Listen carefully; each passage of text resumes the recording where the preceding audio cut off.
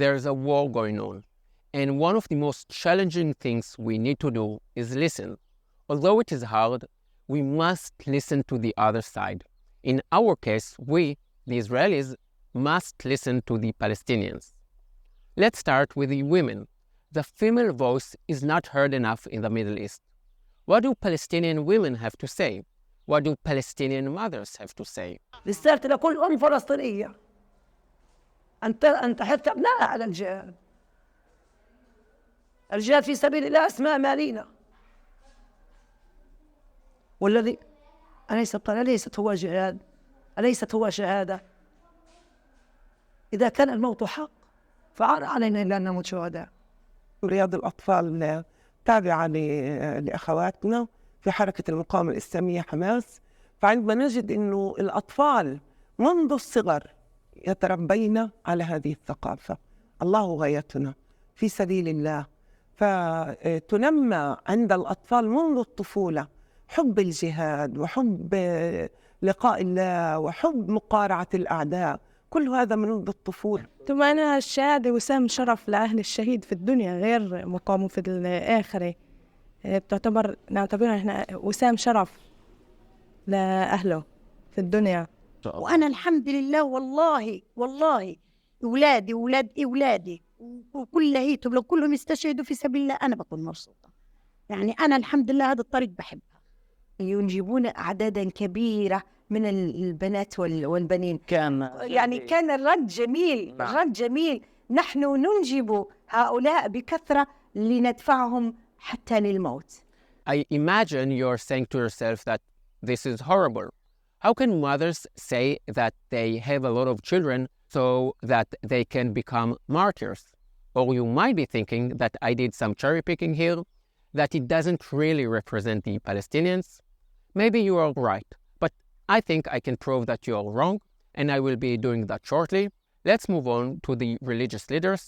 One of the many things that the West doesn't understand about Palestinian society and about Arab Muslim society in general is the importance of religion and how it affects people's political worldview. In Europe, religion is seen as a private thing. I can go to a synagogue, he can go to a church, and she can go to a mosque. Cool. You are free to say that you don't believe in God. And in fact, the majority of Western Europe is secular. In Europe, you don't have Protestants yelling, Jesus is great, while blowing up Catholic churches.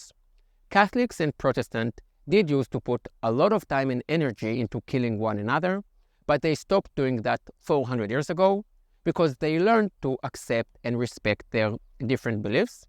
In the US, religion does play a more significant role in politics, but you don't have people from Texas killing New Yorkers for not believing in Jesus or for believing in Jesus the wrong way. The tourists I have guided have mostly been Christians from the US. Not once did any of them tell me that they've heard a priest in a church talking about killing non-Christians. In Muslim society, it is different. وقد أخبر النبي صلى الله عليه وسلم أن شهيد أهل الكتاب، الشهيد اللي يقتل على أيدي أهل الكتاب، شهيد بشهيدين، يعني له أجر شهيدين، بعكس الذي يقتل في أي معركة من معارك الكفار. نعم. أهل الكتاب واليهود وهم اليهود. فأي طعم أزكى من الشهادة؟ أي خاتمة أجمل من الموت في سبيل الله؟ اللهم عليك بيهود، اللهم عليك بيهود، شل أركانهم ودمر كيانهم ومزق أمرهم واجعل بأسهم شديدا. اللهم مكننا من رقاب يهود، اللهم مكننا من رقاب يهود، اللهم مكننا من رقاب يهود. اللهم عليك بالكفار والملاحدة والمشركين، أحصهم عددا واقتلهم بددا ولا تغادر منهم أحدا. بدي أحلف يمين على الهواء مباشرة الآن إنه لن يبقى يهودي واحد على هذه الأرض، إنه لن نبقي يهودي على أرضنا الإسلامية مطلقا، لا صغير ولا كبير، لا مستوطن، لا جندي، لا شرقي ولا غربي، لن يبقى يهودي على أرض الإسلام والمسلمين. وهذا قسم مش أنا بقسمه عن حالي، هذا بقسمه عن الشعب الفلسطيني كله، وعن الأمة العربية والإسلامية كلها، وعن أمتنا اللي بتمتد من الشرق إلى الغرب. وإذا العدو مش فاهم هذه المعادلة بيكون غبي، هو أصلا غبي. أنه ينبغي أن نعتقد عقيدتك في اليهود أن القتال معهم دائم ولن ينتهي حتى القتال الأخير. ودي الرابعة في عقيدتك في اليهود أنهم سنقاتلهم وسنهزمهم وسنستأصل شأفتهم فلا يعود على ظهر الأرض يهودي واحد. ليس لأنني أقول ذلك، بل هي البشارة. لن تقوم الساعة حتى تقاتلوا اليهود. Understanding the religious aspect of the conflict is crucial, and yet the mainstream media avoid this topic at all costs. This is why you hear so much about the occupation, about the land, so it can be depicted as a fight over a piece of land. But that's not what this fight is about. This is principally a religious conflict, and it is not regional. The West is next. ولكن الإسلام اليوم يرجع، غدا الإسلام الغرب سيسلم. لا يوجد بديل للغرب غير الدين الإسلامي. لا يوجد أبدا. لا يوجد بديل. لا يوجد للغرب بديل ديني للغرب إلا الإسلام. ليه؟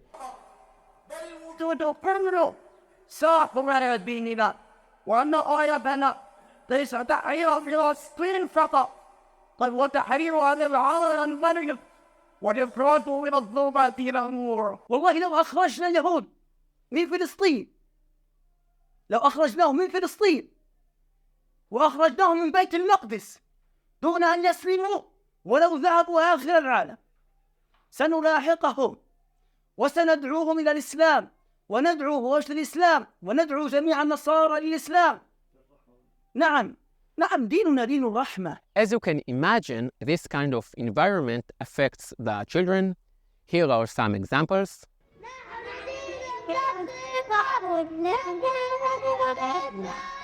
كنا نسأل هتلر لما ترك البعض منكم كي يرينا كما أنتم خبيثون، كي يرينا كما أنتم خبيثون.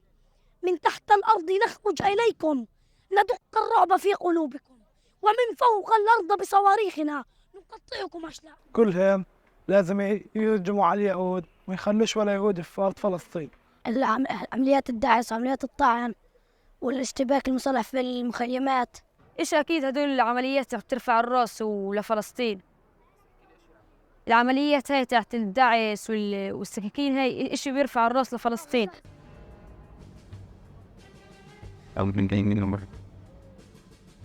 What is there to say? To finish the picture, a few comments from the political leaders. باب العمود مع بعض. لا أهلنا في القدس. لا أهلنا في القدس.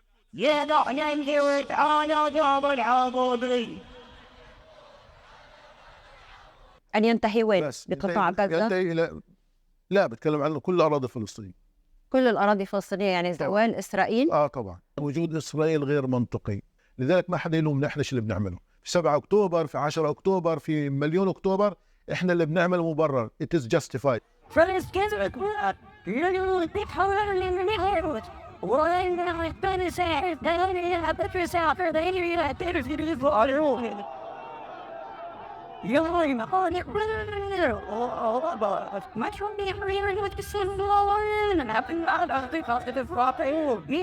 هذه مش شعارات، هذا مش شعارات نحكي.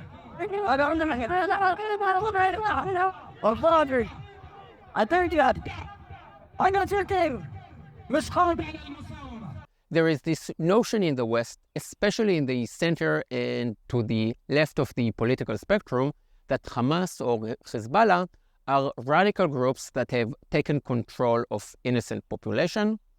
No, they are not. And this is actually a really patronizing view. Listen to the other side. Most Palestinians agree with the basic policies of Hamas. Hamas, Hezbollah, ISIS, Taliban, the Houthis do represent the opinions of a large part of the Muslim world. Is it 30%? Is it 40 or 50 or 70%? We can argue about that. But the political leaders do represent the people. It is not easy to watch what I've just shown you, and it is not comfortable to confront it. You might accuse me of cherry picking. If you look at the BBC, for example, you will see other kinds of videos. Stay there and the house that we stayed in, we thought it was good, and we found shelter finally. A house next to it was bombed. The house jiggled, and the house went crazy, and the windows broke. What was I supposed to do? My brother was shaking. I'm terrified. Simply hoping to feed their families. I am one of the wounded, this man says. I was on Al Rashid Street. So which videos better represent the Palestinians? The ones I've shown you, taken from Palestinian TV, or the BBC ones? The videos shown by the BBC are made in English for the Brits to portray the Palestinians as victims.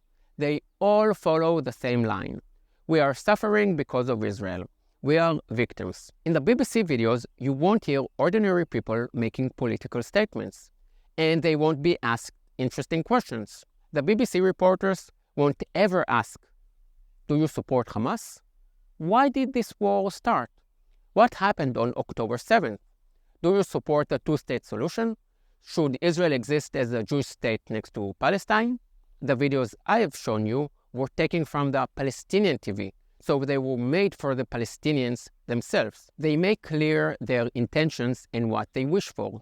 Which source would you say is more likely to represent the truth? To all this, you might say that there are extremists on both sides. In Israel, there are also people with extreme right-wing views, and you are right, but also wrong.